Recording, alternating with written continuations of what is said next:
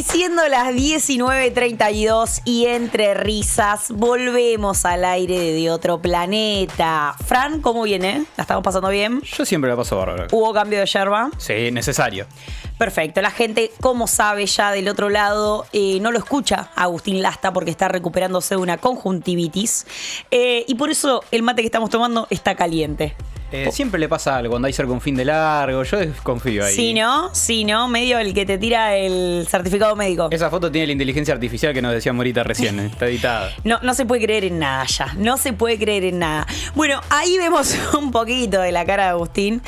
Y ahora sí, llegó nuestra invitada del día de hoy. Ella es Julia Pascolini, periodista. Julia me gusta igual también, ¿eh? Está bueno, ¿no? Es como... Me gusta. Tiene como power. Ella, como les decía, es periodista. Escribe e investiga sobre cárceles, punitivismo y derechos humanos.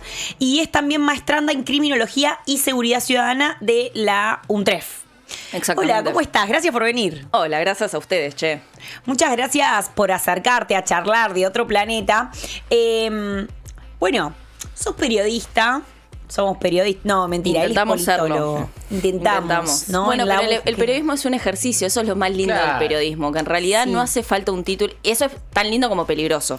Claro. Como la inteligencia artificial. Claro. Digo, es hermoso y a su vez es un riesgo letal. Con danger. Porque, bueno, las responsabilidades de hacer una carrera también tienen otras cosas. Claro. ¿Qué pasa con las responsabilidades? Pero se ve que en tu caso había mucha responsabilidad y compromiso, porque no solo hiciste tu carrera, la terminaste, seguiste una maestría, ¿no? Estoy en eso. Estás en una maestría y aparte escribís sobre cárceles y derechos humanos. Exactamente. ¿Cómo fue esa selección de Julia la periodista?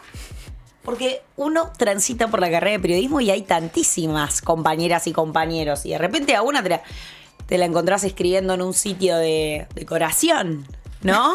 Y a otro te lo encontrás haciéndole las redes a un jugador de fútbol. Claro. ¿No? Y a Julia vos la encontrás escribiendo, ¿no? Y adentro dando clases de las cárceles. Sí, lo que tiene la Facultad de Periodismo y Comunicación Social de la UNLP es que tiene una extensión áulica al interior de la unidad penitenciaria número 9, que es la que está en Villa Elvira, que funciona formalmente desde 2009, pero que desde 2006 ya estaba dando talleres al interior de esa unidad. Esa unidad cuenta con varias carreras de la Facultad de Periodismo. Y en ese marco, yo cuando ingreso a la facultad en 2015, a partir de 2016, en realidad empiezo a dar clases de una materia como ayudante dentro de esa unidad. ¿Era tu primera experiencia dentro de una unidad penitenciaria? Sí, yo tenía 18, 19. Sí, era la... No, en realidad no era la primera vez en relación a estar tan cerca de una unidad cuando mi viejo era piquetero y cuando lo detienen a Emilio Alí, lo fuimos a sacar con Luis Delía y salió Luis Delía con Emilio en los hombros. No me acuerdo qué unidad era, pero después le tengo que preguntar a mi viejo. Y yo tenía 5 años en ese momento. Así que yo digo como, bueno, quizás algo de eso dije como... ¡Wow! ¡Qué fuerte todo esto! La subtrama de la maestría en UNTREF con Delía, ¿viste? Con niñas. Aparece el gordo ahí de claro, pronto. Total. No, pero digo, mi laburo empezó desde ahí. La realidad es que en ese momento Nati, que era la compañera que estaba a cargo de esa materia dentro de la unidad, dijo, che, alguien tiene ganas de venir porque lo que se hacía en ese momento era dar la materia y otro día se hacía más como algo más vinculado a la ayudantía en relación a los contenidos que se habían visto. Porque hay una realidad efectiva, hay muchas discusiones en relación a la calidad académica que está dentro de las unidades, y con las unidades me refiero a muchas universidades, porque la UNLP no es la única. Está la Universidad de San Martín, está la UBA, bueno, la Universidad de Madres de Plaza de Mayo, que labura en Ezeiza, pero bueno, hoy en día intervenía. Se imaginarán que no creo que esté teniendo demasiada intervención al interior de las unidades, pero hay mucha, bueno, la UNCI, esa labura mucho en Florencio Varela.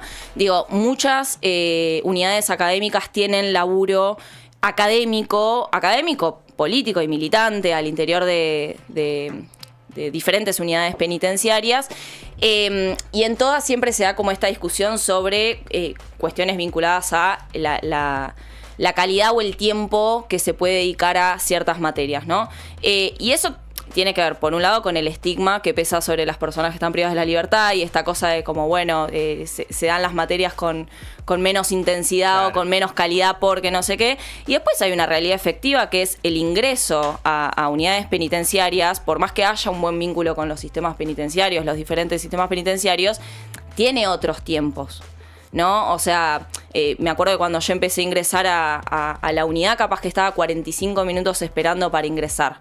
Esas relaciones son fluctuantes y también depende de ciertas decisiones políticas, claro, y demás, pero después tenés una realidad, y es que la mayoría de las personas que están transitando sus estudios universitarios, la gran mayoría terminó sus estudios mal llamados obligatorios, pero sí lo son, primarios y secundarios al interior de la unidad. Entonces estamos hablando de trayectorias educativas súper fragmentadas, interrumpidas y muchas veces interrumpidas durante la niñez y adolescencia. Entonces, si vos no haces una adaptación en términos de calidad también, de todo ese contenido que está pensado para un universitario clase media que sale de su casa, terminó la escuela de los 18 y entró a la universidad, si vos no haces esa adaptación, que esa adaptación no tiene por qué perder calidad, sino que lo que hace es adaptarse a la realidad de la persona que tenés enfrente, teniendo las mismas exigencias, pero digo, adaptándote a esas condiciones, no solo de trayectoria de vida, de calendario de vida, sino también a las condiciones habitacionales de ese contexto. Digo, leer en un pabellón no es lo mismo que leer en la comodidad de tu casa. Entonces, todas esas condiciones que hay que tener en cuenta, ruido de mate, sí, todas esas son las condiciones que hay que tener en cuenta, y por eso hay discusiones que traen estos debates, y que son los mismos debates que se plantean en relación a la universidad pública ha perdido la calidad. Y digo, claro, bueno, hay un montón de discusiones que dar sobre eso. Sí, a veces está bueno que lo plantees, porque a veces hay como una mirada muy conservadora respecto a, bueno, el saber o lo teórico escindido, ¿no?, de una metodología por ahí que acerque a la población a la que le estás, integrando a ese proceso de aprendizaje, que lo acerque o que lo acompañe de otro modo, lo que estabas mencionando. También pensaba mientras te escuchaba, ¿vos sos de esta ciudad? Sí, soy platense. Ahí va, sos platense, graduada de la Universidad de La Plata.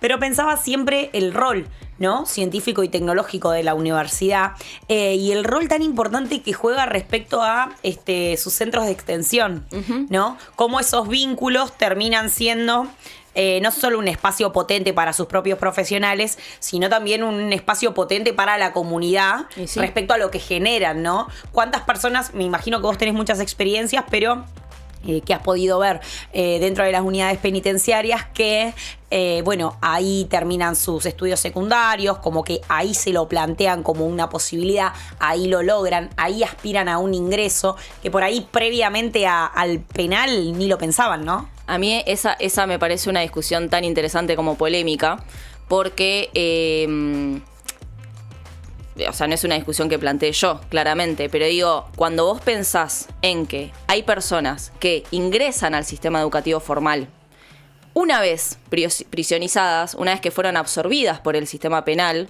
habiendo no cometido un delito, vos decís, acá hay un problema estructural enorme. No puede ser que esta persona ingrese al sistema de salud también. Claro. Porque hay gente que por primera vez es atendida en materia de salud una vez que ingresa al sistema penitenciario. Entonces digo, al sistema penitenciario le podemos hacer 1.000.000 de críticas y podemos hablar de punitivismo, podemos hablar de sistema de castigo, podemos hablar de un montón de cosas en términos de por qué está creado ese sistema o por qué la sociedad apela a las lógicas de castigo para resolver un supuesto conflicto, en realidad una supuesta resolución de un conflicto que es irreal. Pero también tenés la otra parte que decís, ¿y qué pasa cuando digo, ¿qué nos está diciendo de las faltas del Estado previas, de que hay muchas personas que ingresan a ese sistema y recién ahí pueden concretar otras aspiraciones que afuera no las podrían haber hecho? Entonces, digo, como son discusiones que tienen que ser permanentes en términos de que nuestra discusión no puede ser, bueno, entonces el sistema penitenciario no es tan malo. Nuestra discusión tiene que ser, ¿qué pasa con el resto? ¿Qué pasa con lo previo? Claro. Bueno, O sea, ¿cómo se llega ahí? ¿Por qué llegan ciertas personas al sistema penitenciario y no otras? Claro. Es re importante eso que decís porque siento que es algo que se ve muy gráficamente con lo de la baja de la edad de imputabilidad, ¿no? Como, no, bueno, tiene 13 años, listo, hay que meterlo como preso, mató. Primero que son cosas que se tergiversan porque cuando uno va a los datos concretos, no son los menores de edad los que llevan adelante la mayor cantidad de asesinatos en nuestro país. Pero más allá de eso, se utiliza esa figura como en este sentido de, che, no, mató, tiene 14 años, que pague. Y uno cuando va a las trayectorias de esos pibes son personas que en su casa fueron golpeadas, que no tienen un adulto referente por ahí, que seguramente no tienen o tienen un problema con algún consumo problemático. Entonces uno dice, che, bueno, pero que el Estado no está en ningún aspecto. Y para lo que llega el Estado es para meterlo en cana cuando le dispara a alguien, ¿no? Como esa tardanza o eso de... Esa selección, más que tardanza, porque digo, es esta discusión sobre el abandono del Estado en relación a algunas cosas. No, el Estado nunca abandona. El Estado elige. Elige con quiénes ser más punitivo, elige a qué sectores castigar. Digo, el Estado toma decisiones. Ese corrimiento de financiar es una decisión concreta de correrse de ciertas discusiones. Mira, yo justo... este es el informe del Sistema Nacional de Información Criminal del 2024. El Sistema Nacional de Información Criminal, que es el SNIC, es un sistema a nivel nacional que existe hace muchísimos años y que congrega a todas las provincias del país y que se hacen informes anuales en relación a cuestiones criminales, ¿no? Cantidad de delitos, demás. Es el mismo lugar en donde se hizo la última encuesta de victimización en nuestro país, que fue en 2018. Pero en este caso, a mí me había parecido re interesante, porque justo es algo, un dato que habíamos visto mucho en la maestría que estoy haciendo, que era las muertes violentas en 2024 tienen como 3 rankings. Es un ranking de 3, ¿no? Entonces vos dirías, muerte violenta, ¿no? Muerte violenta implica no solo el homicidio, sino muerte en situaciones violentas. El más alto es muertes en situaciones de muertes viales. Okay. Lo que antes era accidentes viales, accidentes automovilísticos, demás. En segundo lugar están los suicidios. Y en tercer lugar están los homicidios. Entonces, me parece que es un dato interesante para pensar dónde estamos poniendo el foco a nivel social.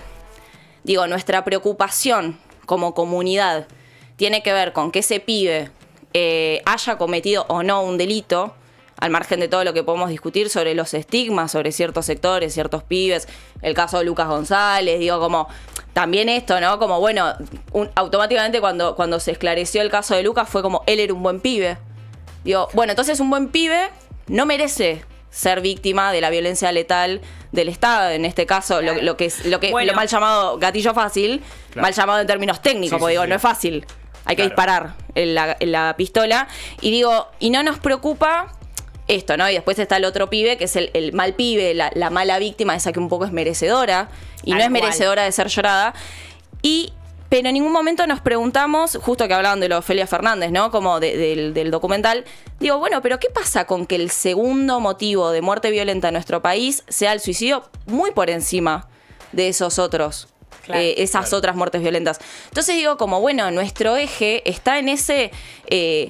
oportunismo punitivo, sí, oportunismo punitivo, que es un concepto que le he escuchado varias veces decir a Claudia Cesaroni, sobre todo pensando en el caso de Fernando Báez Sosa y demás, claro. Que digo como bueno, tenemos la oportunidad incipiente de castigar algo o a alguien o a cierta comunidad o a cierto sector político y lo aprovechamos al máximo.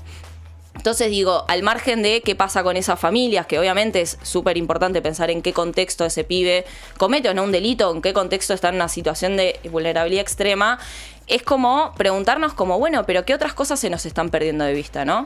¿Qué pasa con esos clubes de barrio que en algún momento podían contener un montón de cosas que estaban pasando ahí? Después otras cosas que yo no niego que hoy en día estemos atravesando un contexto sociopolítico que nos lleva a vivir cierto tipo de violencias explícitas y súper mediatizadas, que es muy alarmante. Pero por otro lado, por otro lado, también me pregunto si eso no está aportando a este discurso histórico de la juventud está perdida, ¿no? Como la juventud está cada vez más violenta. También me pregunto qué pasa cuando, por ejemplo, no sé, en el caso de estos videos, no sé, el de Fernando, las trompadas que se están dando los pibes acá en La Plata, fuera de los boliches. Digo, yo no niego que ese fenómeno esté en alza o no. Digo, no lo sé porque lo desconozco, pero sí me pregunto, bueno, ¿qué pasa también con la videovigilancia? Digo, ¿qué pasa? Es lo mismo que nos preguntamos en la investigación, por ejemplo, cuando decimos, bueno, ¿hay más violencia de género? Digo, porque uno ve los números y dice, hay un montón de denuncias. Y vos decís como, bueno, ¿hay más violencia? No hay más violencia, hay más denuncias. Claro. Que no es lo mismo. Porque la denuncia materializada, te lo devuelvo porque si no lo se va a enfriar. La denuncia materializada habla de un fenómeno político que está sucediendo a nivel, en este caso local, que está haciendo que ciertas personas de la comunidad estén accediendo a esa herramienta que es la denuncia formal. Ahora, no necesariamente nos está hablando de un alza de la violencia. Claro, puede coincidir o no. Claro, o sea, pero eso hay que investigarlo de una forma muy criteriosa, y no basta decir, bueno, vi que se viralizaron 3 videos de pibes cagándose a trompadas.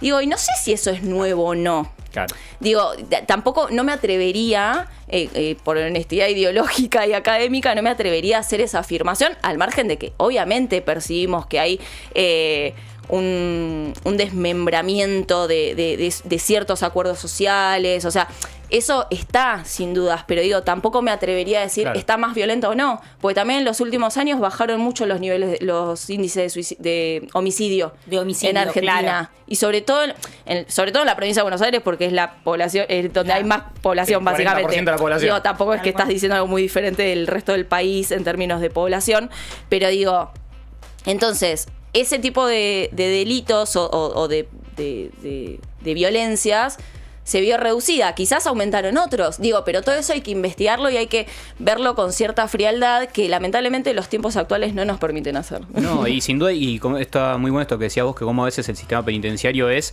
una salida rápida a problemas más complejos, cuando ves los números de que casi la mitad de la población que está privada de su libertad no tiene condena firme. Bueno, eso también dice muchísimas cosas al respecto, primero de a quiénes se les hace eso, obviamente. Total.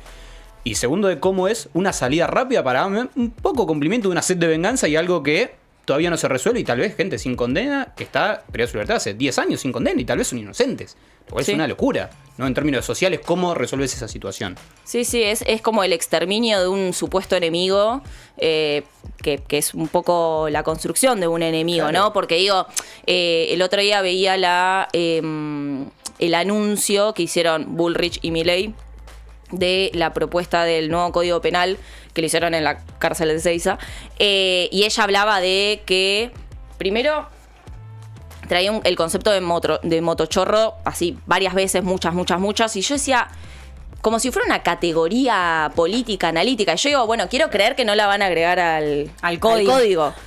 Bueno, si sos motochorro, no sé qué. Bueno, encrudecimiento de las penas, endurecimiento de las penas y demás. Pero digo, tampoco es algo nuevo, porque tampoco hay que adjudicarle toda mi ley como si fuera algo reciente. Nada. Digo, bueno, Bloomberg, 2004, lo mismo, o sea... Total. Hay un montón de discusiones que tienen que ver con eso, pero en un momento hablaba de el cuidado de el motochorro que empuja a una vieja y la lastima, y una niña que no sé qué, y yo pensaba, bueno, pero depende qué víctima, porque a la vieja, a Beatriz, que le reventaste la cabeza contra el piso en la represión de Cava, o a la nena esta, que no recuerdo el nombre, le tiraron gas lacrimógeno, digo, bueno, depende cuál sea la víctima. Claro. Lo mismo que este dolor popularizado, ¿no? Como...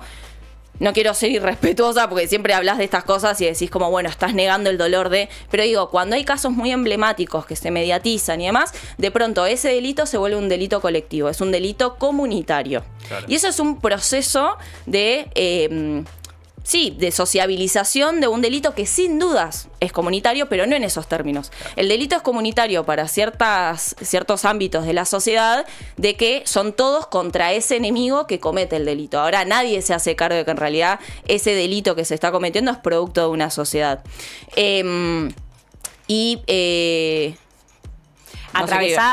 Pensaba, una sociedad atravesada por muchas dimensiones que no son observadas ni nadie se las pone como a analizar hasta que no llega ese delito chivo expiatorio en el que, bueno, todos como depositamos nuestra ira, Totalmente. nuestra bronca, nuestra exigencia de justicia. Sí, y ahí venía lo que quería ir, que era esto, hay ciertos delitos, ciertas víctimas, ciertos contextos históricos en donde algunas víctimas que antes quizás no lo hubiera sido, lo son, y demás, y sobre todo mediados por esto, la mediatización hace que ciertos delitos que se cometen en la vía pública, medio que la sociedad se ve obligada a reaccionar de forma punitiva, pero después tenés otros delitos, no sé, un travesticidio. No pasa Una compañera travesti que la matan a puñaladas en la casa. Digo, la sociedad, al contrario de horrorizarse, es probable que hasta diga cosas bastante repudiables. Entonces digo, depende quién sea la víctima. Y esto, por ejemplo, justo hoy lo escuchaba, que es algo relativamente viejo en estas épocas. Lo viejo parece que fue hace un montón y fue capaz hace 2 semanas. Pero digo, con el triple femicidio, ¿no? Estas 3 pibas. En un momento, Georgina Orellano decía esto de como que de pronto cierto feminismo diciendo como nos puede pasar a todas. Y ella decía, no le pasa a todas, chicas. O sea, digo yo, Julia, no sé, clase media, que vivo en el centro de La Plata, que tengo mi trabajo estable, que no necesito migrar a la clandestinidad para comer todos los días. Y si no estoy comiendo es porque vivimos en un contexto de mierda en donde a nadie le alcanza. Pero digo, no es que estoy siendo empujada a la clandestinidad. Que me puedo mover en una red. En una red y hasta si tengo que volver en ciertos horarios puedo volver en un auto, qué sé yo, no sé qué. Digo, como a mí no me están empujando de forma permanente a esa clandestinidad y ese riesgo de vida. Entonces digo, no le pasa a cualquiera. Tal cual. Claro. ¿Entendés? O el grado de riesgo muchísimo menor. Claro, o sea, es la interseccionalidad pura. Total. O sea, ser mujer pobre, ser de la diversidad pobre, digo, como no podemos decir que los feminismos son todos iguales. Tal cual. Claro. Y que todos vivimos de la misma manera, porque parte de ese reduccionismo, ¿no? Y de ese todos a la misma bolsa es lo que hace funcional, ¿no? Que determinado crimen o no sea más chivo expiatorio que otro, ¿no? Sí, lo que se construye sobre esa gente, esto que decías vos, o sea, cómo se construyen víctimas perfectas y victimarios perfectos. O sea, para uno no sentirse culpable, sentirse malo de querer castigar a esa persona, se tiene que construir que esa persona es, en términos Hay que construir una amenaza. Claro. El proceso de seguridad pública es eso. Claro, construir merece amenazas. merece mi odio, así como el otro merecía que no le pase nada. Estamos escuchando a Julia Pascolini, ella es periodista, escribe e investiga sobre cárceles. La verdad es que es re interesante lo que nos está contando porque, bueno, es, como decíamos, una dimensión sobre la cual no nos ponemos a pensar qué pasa con la criminalización, qué pasa con esas situaciones que terminan como haciendo que un crimen tenga más escena que otros en los medios. La gente te puede seguir en Instagram, Juli, en @JuliaPascolini, y allí vi que escribís algunas reflexiones, algunas motivaciones. Me gustaría, para cerrar esta entrevista, que nos cuentes qué es lo que te lleva a escribir de forma cortita. Flor, no me caes a pedos, pero a escribir como con cierta esperanza, ¿no? Con cierta búsqueda del deseo puesto en el buen lugar para una motivación positiva. ¿Qué me lleva a eso? La esperanza. No, yo no soy una persona muy esperanzada la mayoría del tiempo, pero trato de apelar a pensar en esto, ¿no? Que digo, en contextos de tanta hostilidad y crueldad, lo que estamos viendo, no sé, en materia represiva en Cava, pero lo que estamos viendo en todo el país, en muchos sentidos, por un lado decís, bueno, o sea, un Estado que se está corriendo y está siendo súper punitivo, castrador, violento con la ciudadanía. Pero por otro lado decís, bueno, pero todas esas personas están construyendo redes, las organizaciones políticas están en auge, con un montón de dificultades para organizarse, porque cada una tiene que defender su frente, y eso es a lo que nos lleva este individualismo fatal. Pero digo, también está eso, ¿no? Como digo, bueno, hay un montón de personas que se están preguntando si este es el camino correcto. Y es eso, que queremos una sociedad más justa para los más pequeños y los que vengan. Literal. Para un mundo mejor, la verdad que sí, es lo que pensamos todos. Gracias, Julia, por venir. Por favor, a ustedes, gracias. Un placer. Muchas gracias. Ella fue Julia Pascolini. Síganla en Instagram, @Julia Pascolini. Efectivamente encontré esperanza en sus escritos. Y lo que estoy encontrando ahora son señales del más allá, que las estoy escuchando. Me vienen. Creo que es de otro planeta, Fran. Creo que estamos en comunicación con Jessica Contreras. Ella es delegada de Arboledas. Hola, Jessica, ¿cómo estás? Hola, ¿cómo andan? ¿Cómo estás? ¿Todo bien? Bueno, nos vas a contar un poco de esta fiesta regional del Cordero. ¡Qué rico! Qué rico. Qué bien. Hermoso. Sí, regional de Cordero, así es. ¿Cómo Bueno, puede...? Sí, decime. Decime vos cómo puede ir la gente. Va a ser ahí en Pueblo Turístico Arboledas. Va a ser el domingo, ¿verdad? A partir de las 12 del mediodía. Contanos vos qué se va a encontrar la gente cuando vaya. Claro, lo que pasa es que la íbamos a hacer el domingo pasado y por el pronóstico que nos daba lluvia, la suspendimos. Y ahora quedó para el lunes 8, que es feriado también. Ah, perfecto. Sale entonces el lunes 8. La gente Bien. va a poder ir chill, se va a poder acercar ahí desde las 12. ¿En qué zona va a estar ubicado ahí el escenario? Me imagino, porque va a haber músicos. Claro, cuando entras a Arboleda hay un predio ya para eso. Se hizo en su momento, es un predio ahora de una carpa grande, ¿sí? Con una media sombra. Así que cuando entras a Arboledas, ahí nomás cerquita, hay una rotondita, ahí nomás, ya te ubican. Así que ahí es al aire libre, bueno, tenemos media sombra. Comenzaría lo que es el almuerzo al mediodía. Y bueno, a la mañana va a haber cosas así, el acto y eso a la mañana. Bueno, la gente está invitada entonces para ir el lunes 8, es feriado. Les recordamos que Arboledas pertenece al programa Pueblos Turísticos de la Subsecretaría de Turismo de PBA y organiza también ahí el municipio de Deró este evento para que se acerquen. Van a encontrarse con comida, música en vivo, tradiciones y va a haber artistas destacados. Jessica, me dicen por acá que van a estar los Juárez, Daniela Show, Javier Toto Zapata, ¿puede ser? Claro, así es, así que desde el mediodía, sí, tenemos la tarjeta que están en ventas, las tarjetas, y después lo que tenemos también afuera para el que llega y no tiene tarjeta, porque en el momento no nos quedan tarjeta. No sé este año por el tema que se suspendió y algunas tarjetas nos queda por la fecha, ¿no? Pero bien. A veces no nos quedan tarjeta y que la gente no vaya de que va a poder entrar porque no va a poder entrar sin tarjeta, ¿sí? Entonces, que la gente, por favor, busque su tarjeta con anticipación para así Sí. pueda ir a disfrutar ahí de un rico cordero en la fiesta regional del Cordero. Sí, porque eso sería, después afuera tenés cantinas e instituciones ahí de Arboledas que venden otras cosas, no cordero. Entonces, bueno, o sea, tiene esa opción, ¿sí? De que no se van a quedar sin comer porque hay algo para comer, pero no que vayan sin tarjeta. Y en las redes de acá de Arboleda tenemos los números de teléfono y estamos vendiendo online. Bien. Las pueden encargar con un número, queda con reservas. Así Perfecto. que, Perfecto, Jessica. Entonces, que quienes quieran ir a las redes sociales de Arboledas, ahí van a tener las entradas. Muchísimas gracias por esta información y la invitación a la fiesta. Bueno, no, gracias a ustedes por llamar. Bueno, ahí pasaba Jessica con la invitación a la fiesta del Cordero. Fran, se hicieron las 8.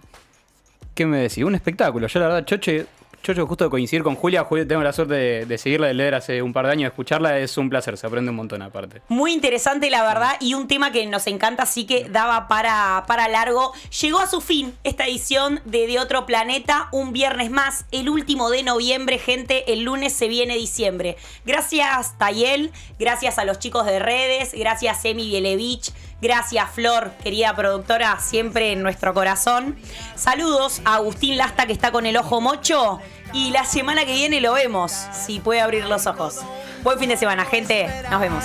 Esta noche en torno a los hornos del camping. Si se perdiera una sola persona en los confines del este del